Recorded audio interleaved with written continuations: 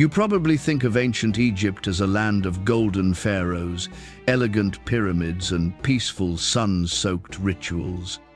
A place where beetles, the sacred scarabs, symbolized rebirth, luck, and the eternal cycle of life. But what if I told you those same beetles were once used to destroy living human bodies from the inside out? What if the civilization known for its medicine, art, and afterlife obsession also engineered one of the most psychologically disturbing tortures in ancient history? A punishment so horrific that ancient scribes barely described it, priests denied it, and modern historians argue it must be exaggerated because the truth is almost impossible to stomach. Imagine being trapped under a wooden crate as the insects Egyptians worshipped as divine began to eat you alive, not metaphorically, but literally. Imagine the priests chanting over you, telling you this suffering would purify your soul, while the sacred creatures burrowed into your flesh. Makes modern prison sentences look like summer camp, right? Tonight, we're opening the sealed tomb on the Scarab Torture, a punishment that turns ancient spirituality into a biological nightmare. And this isn't just one story. This is an escalating descent through 7 levels of ancient cruelty, each revealing darker truths about how one of history's greatest civilizations used religion, symbolism, and fear to crush the human body and mind. If you think the Beatles are bad, wait until you learn what came before, after, and because of them. Let's begin. Before we get to the horror, you need to understand the irony. In ancient Egypt, the scarab beetle wasn't just an insect. It was a godly creature, symbolizing rebirth and the rising sun. Priests compared it to the divine power of Khepri, who rolled the sun across the sky just like beetles rolled their dung balls. People wore scarab amulets for protection. Kids played with them. Priests carved them into royal seals. So how does something so holy become a weapon of torture? Because in Egypt, symbolism cut both ways. If a scarab could renew the soul, then under the wrong ritual or decree, it could also purify it through suffering. Ancient cultures always found ways to twist their sacred symbols, but Egypt turned that contradiction into a form of punishment only whispered about. And the most tragic part? This wasn't even the worst thing Egyptian law could do to you. But we're getting there. To understand why someone would be sentenced to bug-based agony, you need to know what Egyptians feared most: social disorder and religious impurity. Crimes like tomb robbery, treason, or defiling sacred objects weren't just offenses, they were existential threats. They shook Egypt's cosmic order, the fragile balance of Maat. So courts didn't just punish, they displayed punishment. The goal wasn't justice, it was spectacle. Public beatings, normal. Amputation, common. Execution by crocodile. Yes, that happened. But when a crime was seen as a spiritual stain, something ordinary punishment couldn't wash away, that's when priests stepped in. That's when ritual pain began. And that's where the scarabs come crawling into the story. Because the most terrifying punishments weren't designed by judges, they were designed by the men who believed suffering was holy. And the priests had many inventive ways of making sure you repented. But even their normal methods weren't as bad as what came next.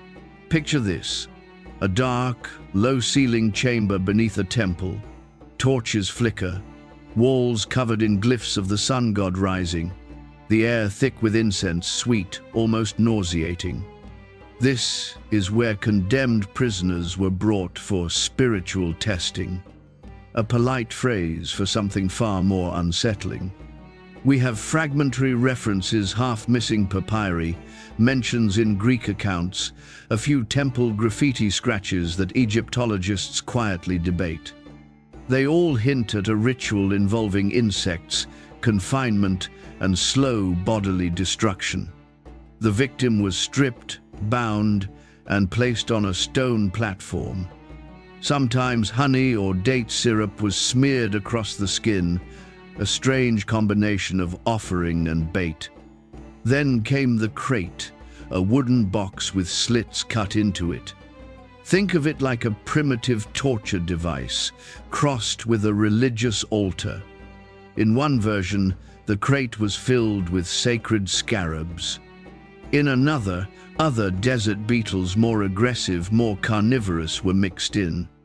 The priests would lower the crate onto the victim's torso and leave them in the dark with the insects.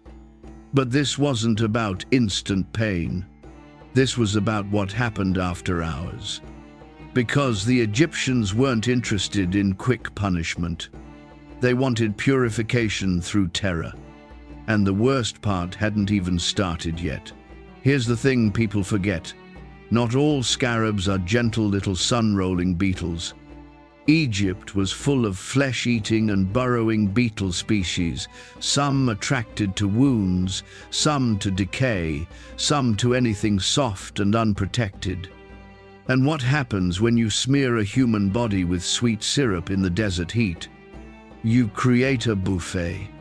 Historical mentions describe prisoners screaming as beetles crawled across their stomach and chest, harmless at first, but eventually finding folds of skin, soft tissue, or open scratches left by earlier beatings. Beetles don't need much. A tiny wound becomes a doorway. And once they get under the skin, the instinct is simple: dig. This wasn't dramatic movie-style flesh removal. It was worse, slow, creeping, and impossible to stop. Imagine lying there, unable to move, aware of every tickle, every bite, every burrow.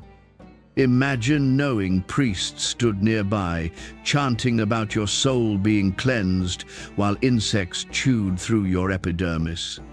Greek historian Aelian wrote that Egyptian beetles eat their way into the living as though preparing the body for death. A poetic way to describe something unimaginably painful. But here's the truly sick twist. This was just the spiritual torture. The legal punishment followed after. Surviving the beetles didn't mean freedom. It meant your body was now purified and therefore ready for public punishment. Think of it like an ancient two-factor authentication system of suffering. After hours, sometimes days, trapped with the insects, victims were dragged into the open air. Their wounds, swollen and infected, were intentionally displayed to crowds. The message was clear. This is what happens to those who defy the gods. Some were executed on the spot, usually by impalement or drowning. Others were forced into labor until infection finished the job. Egyptian society ran on order and spectacle. You couldn't just punish someone, you had to remind the entire city why it mattered. And the Scarab Torture, with its religious symbolism and biological brutality, sent the loudest possible message. But here's where it gets even more disturbing. The Egyptians believed pain at the hands of sacred creatures didn't condemn you in the afterlife. It cleansed you, which meant this torture wasn't considered cruelty. It was considered mercy. And that belief set the stage for the ritual's darkest evolution. By the late New Kingdom, temple priests had become political powerhouses. They controlled wealth, land, and crucially, the interpretation of divine law. And when religion becomes power, pain becomes policy.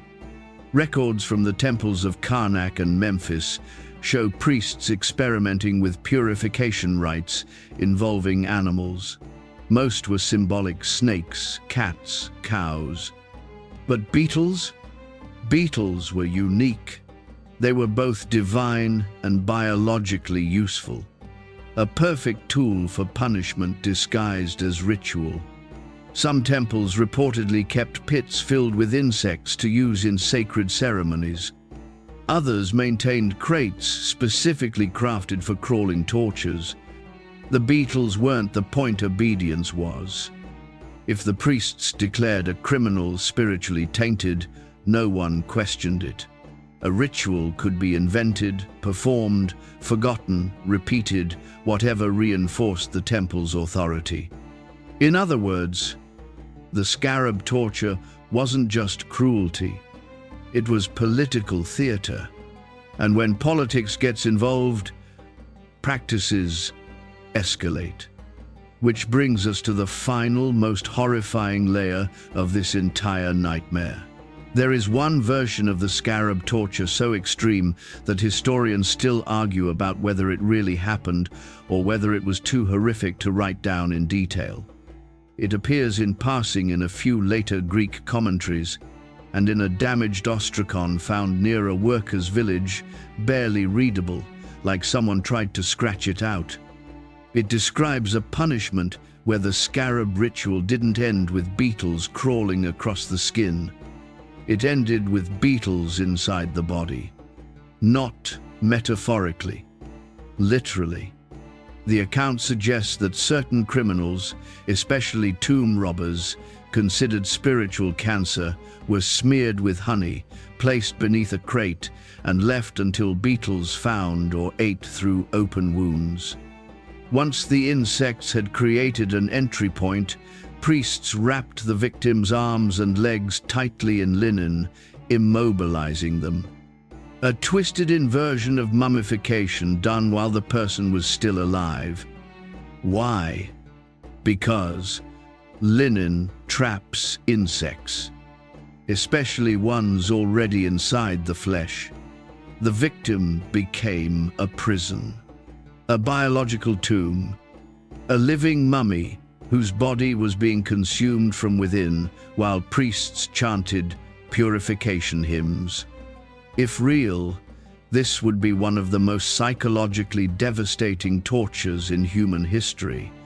But even if exaggerated, it reveals something undeniable. When a society worships rebirth, it can justify any amount of suffering to prepare the soul.